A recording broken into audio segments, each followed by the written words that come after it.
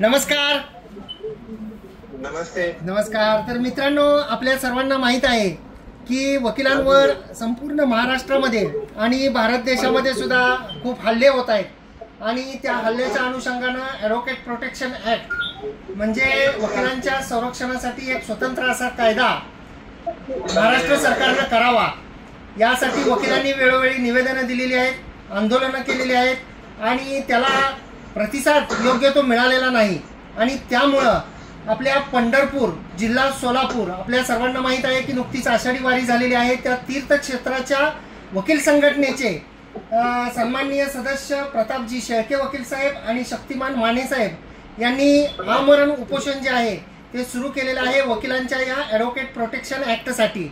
तर त्या निमित्तानं मी ॲडव्होकेट कैलास नाईक, मोहोळ वकील संघ जिल्हा सोलापूरचा सदस्य, हे शेळके साहेब जे आहेत, प्रताप शेळके वकील साहेब आणि शक्तिमान माने साहेब यांना आम्ही जाहीर पाठिंबा दर्शवित आहोत. आपण त्यांच्याकडून जाणून घेऊया की प्रताप शेळके वकील साहेब, तर आपण जे आमरण उपोषण सुरू केलेलं आहे तर याचा उद्देश काय आहे आणि आपली काय मागणी आहे?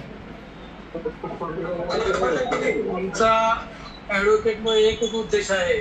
महाराष्ट्रामध्ये वकील बांधवांवरती लाखो वकील, त्याच्यावरती वाढते हल्ले आणि जीवे मारले जाते. नगरसारखी घटना मोठ्या प्रमाणात झालेली आहे.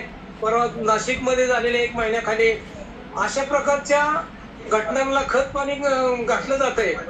त्याच्यावरती आवर घालण्यासाठी व वकिलांच्या कुटुंबाला तसं वकिलांना एक संरक्षण कायदा बरेच वर्ष आपली वकिलांची मागणी आहे आणि ती मागणी पूर्ण झालेली नाही. गेली 12-13 वर्षे आपला महाराष्ट्र सरकार दरबारी मागणीचा मसुदा तयार आहे, पण तो पुढे सरकला जात नाही. शासनाची आमची एक विनंती आहे वकिलांची की शासनाची इच्छाशक्ती जर जागृत झाली तर वकिलांचा कायदा करण्यास काही अडचण नाही. आणि स्वतः मुख्यमंत्री हे ॲडव्होकेट आहेत, त्यामुळं आमची एक विनंती आहे की मुख्यमंत्री साहेबांना की त्यांनी वकिलांची जी अडचण मोठी आहे, वकिलांवरती हल्ले होतात ते होऊ नये म्हणून वेळीच पायबंद घालण्यासाठी संरक्षण कायदा, वकील संरक्षण कायदा महाराष्ट्रामध्ये येणं गरजेचं आहे. त्याचप्रमाणे देशामध्ये राजस्थान आहे, परत कर्नाटक आहे, झारखंड आहे, इथे हा कायदा लागू आहे.